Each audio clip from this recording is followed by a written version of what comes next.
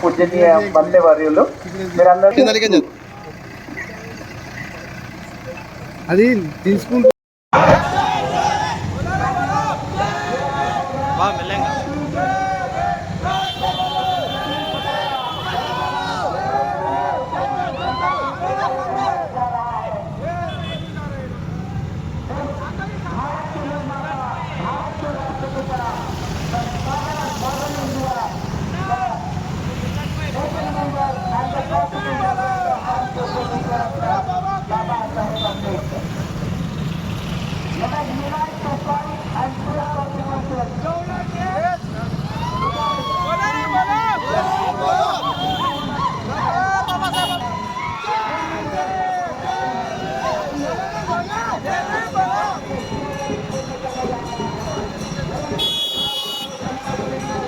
किधर आप MJ hospital अंदर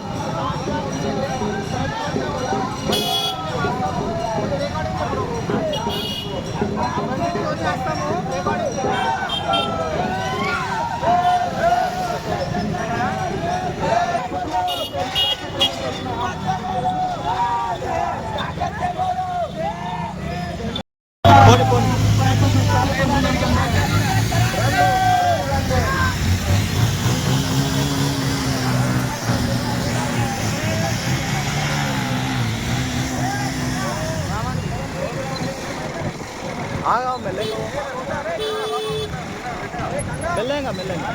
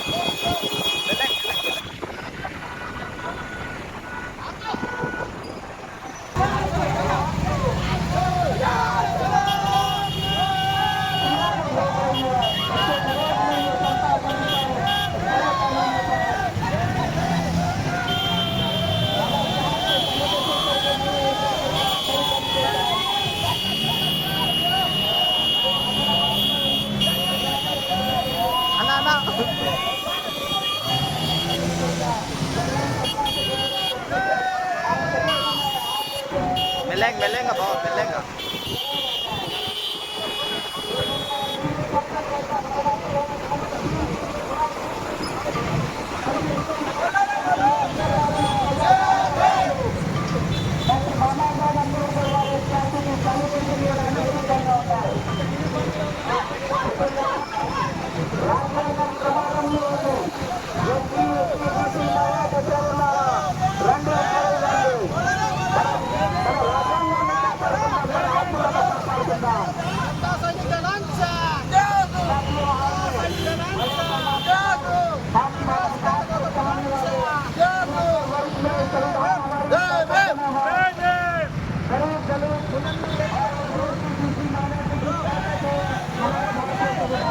बाबा एमजे हॉस्पिटल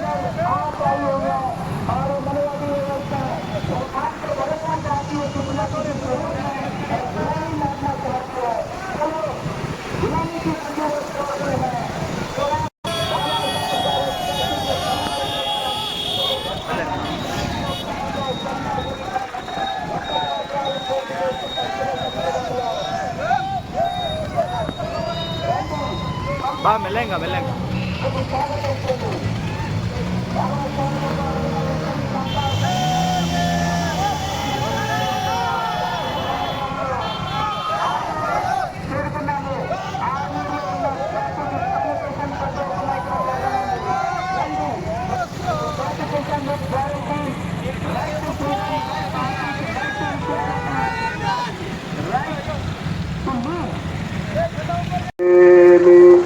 बुद्धं नमः भगवता धम्मो धम्मं नमस्सामि धम्मं संघं नमामि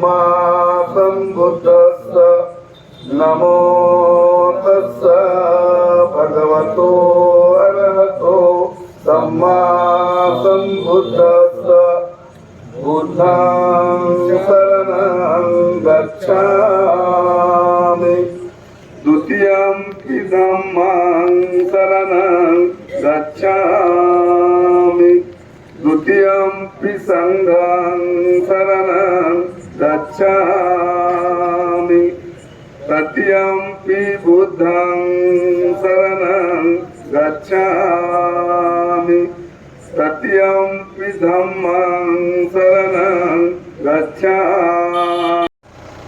बहुजनों के हितों के लिए, बहुजनों के सुखों के लिए ये पूजनीय भिक्षु संघ धम्मरथ लेकर निकला है। समता सैनिक दल डॉक्टर मधुशेखर गारू तथागत भगवान सिद्धार्थ गौतम बुद्धులకి క్యాండిల్ అర్పణం చేస్తున్నారు। जियो और जीने दो, लिव एंड लेट लिव।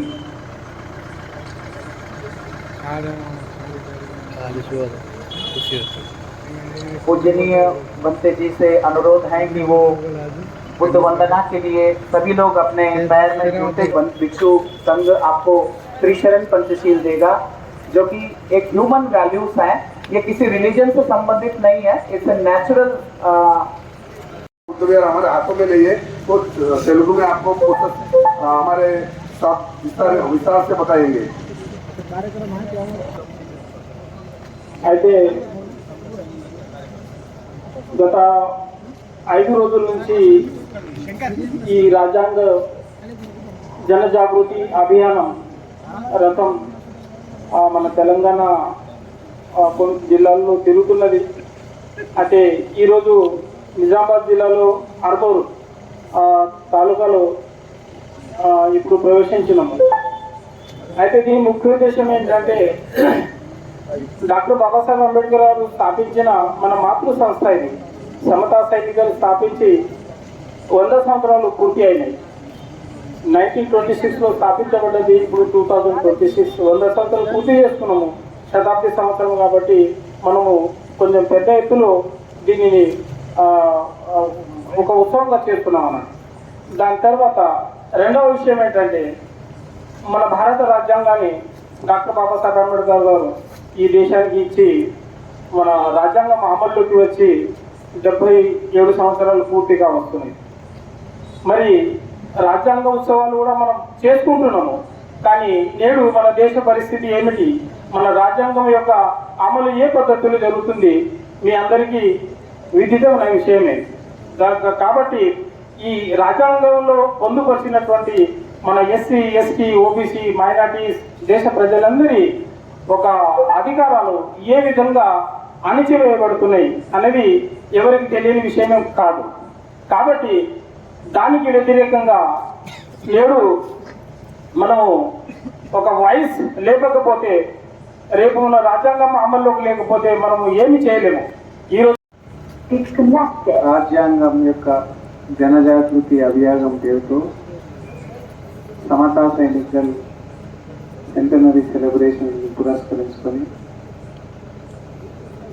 దేశవ్యాప్తంగా తెలంగాణ జిల్లా నాగ్పూర్ నుంచి మొదలు పెట్టుకొని తెలంగాణ జిల్లాల నుంచి బొడ్డుగాయ వరకు అకుంఠిత దీక్షతో ఈ చలిలో ప్రయాణం చేస్తూ మార్గ మధ్యంలో బాబాసాహెబ్ చూపించే మార్గంలో నడుస్తున్నటువంటి అంబేద్కరిస్టులను, బౌద్ధులను, బుద్ధిజం పట్ల, సమాజంలో సమానత్వం పట్ల మరి చొరవ ఉన్న, ఆసక్తి ఉన్న యువతను రాజకీయ పార్టీలకు అతీతంగా సమాయత్తం చేస్తూ, సంఘటితం చేస్తూ ముందుకు తీసుకెళ్తున్నటువంటి ఈ యొక్క టీంకి మా ఆర్మూర్లో ఉన్నటువంటి అంబేద్కరిస్టుల అందరి తరఫున ఆ ఇద్దరు బౌద్ధ భిక్షులకు, చక్కటి విషయాలను చెప్పిన వాగ్మోరే గారికి, ఇతర మిత్రులకి అందరికీ కూడా మీ అందరికీ మా అందరి తరఫున స్వాగతం। మీ యొక్క కృషి, మీరు చేస్తున్నటువంటి ఈ చలిలో చేస్తున్నటువంటి ప్రయాణంలో కొంతమందిని అన్న ఆ మహనీయుడు బుద్ధుడు చూపించినటువంటి మార్గంలో అన్ని సంపదలను వదిలి సిద్ధార్థుడుగా ఉన్నటువంటి ఒక సంపన్న రాజకుమారుడు యవ్వన దశలో మరి సమాజంలో జరుగుతున్నటువంటి హెచ్చుతగ్గులను మరి చూసి చలించిపోయి ఇదా జీవితం, ఇదా మనిషికి కావాల్సింది శాంతి, ప్రేమ. మరి అట్లాంటి శాంతి, ప్రేమ దొరికేది మరి ఇట్లాంటి హెచ్చుతగ్గులు ఉన్నటువంటి సమాజంలో లేదు. సమాజం ఉన్నప్పుడే, సమానత్వం ఉన్నప్పుడే అది సాధ్యమవుతుందని చెప్పి అన్నిటినీ త్యజించి బౌద్ధిజం పట్ల మరి జ్ఞానోదయం చెంది మరి ఒక గొప్ప వ్యక్తిగా మరి కొన్ని తరాల కిందనేటువంటి 6వ శతాబ్దం 7వ శతాబ్దంలో వచ్చినటువంటి గొప్ప వ్యక్తి. మరి అట్లాంటి వ్యక్తిని ఆయన ఆచరించినటువంటి ఆశయాలను మరి మనందరికీ దిక్సూచి చూపించి మనకు రాజ్యాంగాన్ని ఇచ్చి మన హక్కుల కొరకు మనం ఈ రోజున తెల్లబట్టలు వేసుకొని తిరుగుతున్నామంటే, ఆడవాళ్ళు మగవాళ్ళతో సమానంగా బతుకుతున్నారంటే, సమాజంలో అణగారిన వర్గాలు తలెత్తుకొని తిరుగుతున్నారంటే కారణం రాజ్యాంగం మనకిచ్చినటువంటి హక్కు. ఆ హక్కుల్ని మనకిచ్చినటువంటి గొప్ప వ్యక్తి బాబాసాహెబ్ అంబేద్కర్. అట్లాంటి అంబేద్కర్ చూపించిన మార్గంలో మనం నడవడానికి మరి ఆయన కష్టపడి ఆయన జ్ఞానంతో ఆ రోజున అన్ని రాసి కూడా ఆ కాలంలోనే అంత మేధావైనప్పటికీ కూడా ఈ ఉన్నటువంటి రాజకీయ శక్తులు ఆ రాజ్యాంగాన్ని నడిచిన వ్యక్తినే మరి బాంబేలో పోటీ చేస్తే ఓడగొట్టినటువంటి రాజకీయ వ్యవస్థ ఇది.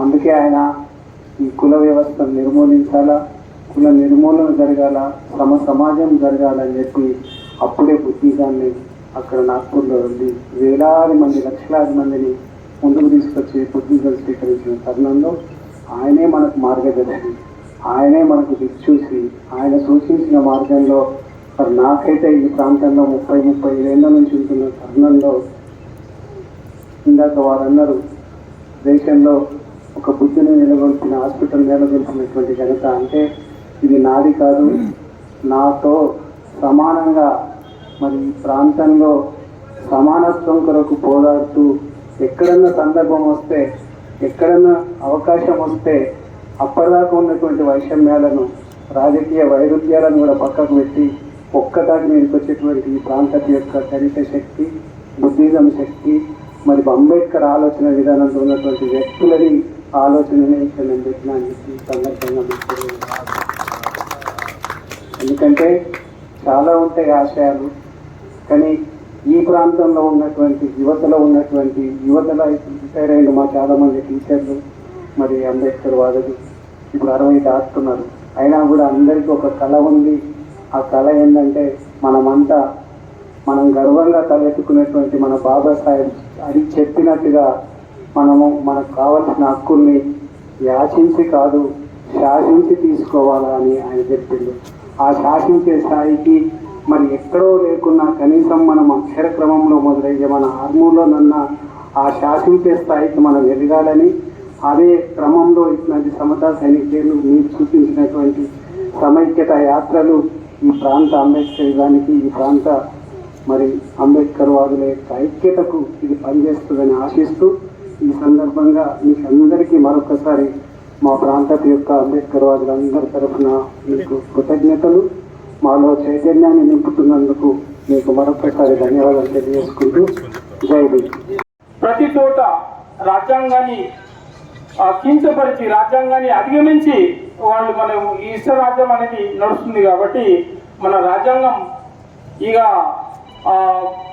సమాప్తి వైపు నడుస్తుందా అనేది ఒక భయంకరమైనటువంటి పరిస్థితి నేడు ఈ ప్రభుత్వ హయాంలో దేశంలో నిలబడ్డది. కాబట్టి దీనికి వ్యతిరేకించడానికి సమాజంలో ఎవరైతే మేల్కొని ఉన్నారో వాళ్ళను మేల్కొల్పడానికి ఈ సమతా సైనికులు గత 25 సంవత్సరాల నుంచి నిరంతరంగా ఎక్కడ ఆగకుండా ప్రతి సంవత్సరం మేము ఈ ప్రచార రథాన్ని తీసుకొని తిరుగుతున్నాము. మరి ఈ సందర్భాన్ని పురస్కరించుకొని ప్రతి సంవత్సరం రిపబ్లిక్ డే క్యాంప్ కింద సమతా సైనికులు ఒక 10 రోజుల క్యాంప్ ఉంటుంది ఆదిలాబాద్ లో అశోక బుద్ధ విహార్ ప్రాంగణంలో 10 రోజుల పాటు క్యాంప్ శిబిరాన్ని నిర్వహిస్తున్నాము. మరి ఆ శిబిరంలో బౌద్ధ భిక్షువులకు మాకే శ్రామిక శిక్షణ ఉంటుంది. దాని తర్వాత సైనికులకు కూడా ప్రశిక్షణ ఇవ్వడం జరుగుతుంది. మరి సైనికులు అంటే దీని మీద ప్రత్యేకించి భారత రాజ్యాంగం మీద అవగాహన ప్రజలకు, మన యువతులకు యూత్ ఎంతమంది అయితే మన యూత్ యంగ్స్టర్స్ ఉన్నారో వాళ్ళు కూడా రాజ్యాంగం మీద అవగాహన పరచడానికి మేధావులైనటువంటి రాజ్యాంగంలో నిష్ణాతులు అయినటువంటి లెక్చరర్స్ కానివ్వండి, లాయర్స్ కానివ్వండి, వాళ్ళు ఒక చీఫ్ గెస్ట్గా వచ్చి క్లాసెస్ తీసుకుంటారు అన్నట్టు. ఇండోర్ క్లాసెస్ ఒక సిలబస్ ప్రకారంగా ప్రోగ్రామ్స్ నడుస్తాయి. 24 hours ప్రోగ్రామ్ ఇండోర్ ఉంటుంది. 3 పూటలు భోజనాలు పెడతాము. మరి లేడీస్ కోసం, జెంట్స్ కోసం వేరే వేరే బ్యారక్స్ తయారు చేసి ఉంటాయి. వాళ్లకు పడుకోవడానికి కానీ, తినడానికి కానీ, ఉండటానికి కానీ ప్రతిదీ సెపరేట్గా ఏర్పాట్లు చేయబడ్డాయి. కాబట్టి ఈ క్యాంపులో 17th జనవరి నుంచి మొదలుకొని 26th జనవరి ముగింపు కార్యక్రమం వరకు 10 days ఇండోర్ క్యాంప్స్ ఉంటుంది. ఆ ఇండోర్ క్యాంప్లో ఈ క్యాడెట్ క్యాంప్ అనేది నడుస్తుంది. కాబట్టి ప్రతి సీట్ల నుంచి, ప్రతి తాలూకా నుంచి, ప్రతి జిల్లా నుంచి ఈ క్యాంప్లో అందరూ పాల్గొనాలని విన్నపం చేస్తున్నాము. దానికి ముఖ్య కేంద్ర స్థానం ఏంటంటే బౌద్ధగయ బీహార్లో ఉంటుంది. అక్కడ తథాగత బుద్ధునికి జ్ఞానోదయం జరిగిన స్థలము. కాబట్టి మన బౌద్ధుల కోసం అది చాలా పవిత్రమైనటువంటి స్థలము. ముస్లింస్లకు ఏకంగా అయితే మక్కా ఉన్నదో దాని అంత విలువ మనకు బౌద్ధగయ అనే పవిత్ర స్థానానికి ఉంది. కానీ ఆ సమ్రాట్ అశోకుని కాలంలో నిర్మించినటువంటి ఆ మహాబోధి విహార్ ఈరోజు బ్రాహ్మణ్ పురోహితుల చేతుల్లో ఉంది. కాబట్టి అక్కడ బౌద్ధ ఆచారాలు అన్నిటికీ అణిచివేసి ఒక హిందూ సంస్కారాల ప్రకారంగా అక్కడ కార్యకలాపాలు జరుగుతున్నాయి. మరి దీనికి 135 సంవత్సరాల నుంచి దాని మీద పోరాటం జరుగుతుంది. బౌద్ధుల విహారం బౌద్ధులకు అప్పజెప్పాలి. కానీ అది ఇంతవరకు మన కోరిక అనేది నెరవేరలేదు. మరి శ్రీలంక నుంచి వచ్చినటువంటి ఒక బౌద్ధ భిక్షు అక్కడ ఆయన చనిపోయేంత వరకు పోరాడాడు వ్యవస్థతోటి. కానీ ఆయన చనిపోయిన తర్వాత కూడా ఆ పరిస్థితి అలానే ఉంది. దాని తర్వాత 1991లో 92లో జపాన్ నుంచి వచ్చినటువంటి నాగార్జున సురేససాయి అని జపాన్ భిక్షులు ఆయన వచ్చిన తర్వాత ఆ పోరాటాన్ని ముందుకు తీసుకువెళ్ళారు. మరి ఆయన హయాంలో ఒక చిన్న మార్పు వచ్చింది. ఏంటంటే ఇందాక 10 members BTMC యాక్ట్ అనేది ఒకటి ఉంది. అంటే బౌద్ధగయ టెంపుల్ మేనేజ్మెంట్ కమిటీ BTMC అంటే అది 1949 యాక్ట్. అది BT యాక్ట్ అంటారు. ఆ BT యాక్ట్ కింద ఒక 10 members సభ్యులు ఉంటారు. అందులో 4 బౌద్ధ భిక్షువులు, 4 బ్రాహ్మణ పురోహితులు, ఒక ప్రెసిడెంట్ ఉంటారు. ఎవరంటే డిస్ట్రిక్ట్ కలెక్టర్ ప్రెసిడెంట్ గా ఉండాలి. మరి దానికి కలిసి ఏంటంటే డిస్ట్రిక్ట్ ప్రెసిడెంట్ కూడా కలెక్టర్ ఒక హిందూ అయి ఉండాలి. అంటే ఇంతవరకు హిందూ తప్పితే వేరే కలెక్టర్ గయా డిస్ట్రిక్ట్ ఎవరు రాలేదు. అంటే మెజార్టీ ఎట్లుందంటే 5 members హిందువులు, 4 members బౌద్ధులు. ఆయన మన కోరికలు నెరవేరవు. అయితే అక్కడ ఈ పద్ధతిలో ఆ మహాబోధి బుద్ధ విహార్ మీద ఆక్రమణ అనేది జరిగింది. మరి ఇప్పుడు మనము ఆకాశ్లామా మన పశ్చిమ బెంగాల్ నుంచి, డార్జిలింగ్ నుంచి ఒక ఆకాశ్లామా అనే కార్యకర్త ఆయన ఈ ఉద్యమాన్ని నిలబెట్టిండు. ఆ ఉద్యమమే ఈయన ముందుకు తీసుకెళ్తున్నాడు. కోర్టులో, సుప్రీంకోర్టులో ఉన్న ఇప్పటికే నాగార్జున సురేససాయి గారు వేసిన కేసును మళ్ళీ రీఅపీల్ చేశారు అన్నట్టు. ఇంతవరకు హియరింగ్ ఎందుకు రాలేదని. మరి ఆ 2023 నుంచి నడుస్తున్నటువంటి ఈ ఆందోళన ఇంతవరకు ఇంకా దానికి ఏ అడుగు అసలు చేరుకోలేదు. పోయిన సంవత్సరం February 12th నుంచి నిరాహార దీక్ష ధర్నా మీద కూర్చున్నారు. మరి అది నిరాహార దీక్ష ఇక ఇండెఫినెట్ హంగర్ స్ట్రైక్ కింద కూర్చున్నారు. మరి అక్కడి నుంచి కూడా తీసేసి వేరే ప్లేస్ 2-3 ప్లేస్లు మార్చారు. కూర్చొని ఇవ్వలేదు అక్కడ. మరి ఆ ధర్నా అనేది కార్యక్రమం పోయిన సంవత్సరం February 12th నుంచి ఈ రోజు వరకు కూడా కొనసాగుతుంది. రేపు 12th February 2026 రోజున సంవత్సరం పూర్తిగా వస్తున్నది. ప్రతి మండలం నుంచి ఎక్కడైతే బౌద్ధ విహారాల్లో బౌద్ధ సమాజం ఉందో, అంబేద్కరైట్ సమాజం ఉందో వాళ్ళ దగ్గర నుంచి ప్రెషర్ అనేది పోవాలి. మరి ప్రెషర్ పోవాలంటే మనం రోడ్ల మీదకి రావాలి. మనం కూడా ధర్నాలు ఇవ్వాలి. మేము కూడా ధర్నా ఇచ్చినాము. ఆదిలాబాద్లో ధర్నా ఇచ్చినాము, హైదరాబాద్లో పెద్ద ధర్నా చేసినాము. నిజామాబాద్లో చేసినాము, ప్రతి చోట చేస్తున్నారు. మరి అది మనం కలిసికట్టుగా చేస్తే మన బలం అనేది ఏర్పడుతుంది. అదే సుప్రీంకోర్టు పని చేస్తుంది, అప్పుడే మీ హైకోర్టు పని చేస్తాయి, అప్పుడే లోకల్ చిన్న కోర్టులు పని చేస్తాయి, అప్పుడే ప్రతి వ్యవస్థ అనేది రాజ్యాంగబద్ధంగా నడుస్తుంది అన్నట్టు. అయితే చాలా ప్రాబ్లమ్స్ ఉన్నాయి. మన ఎడ్యుకేషన్ పరిస్థితి చూస్తే, మనం మెడికల్ అడ్మిషన్ చూసినా, యూపీఎస్సీ అడ్మిషన్ చూసినా, ఈ స్టేట్ కమిషన్ ఏమంటారు దానికి, టీఎస్పీఎస్సీ, అందులో చూసిన మొన్న ఎంత గ్రూప్ 1లో ఏమేమి జరిగినాయి అందరికీ తెలుసు. ఇప్పుడు మా కొడుకు కూడా దాంట్లో సీట్ వచ్చి మొన్న అది పోయింది, సీట్ ఆర్డర్ ఇచ్చారు, అంతా అయిపోయింది, మొత్తం మెడికల్ అంటే ఎవ్రీథింగ్ అయింది.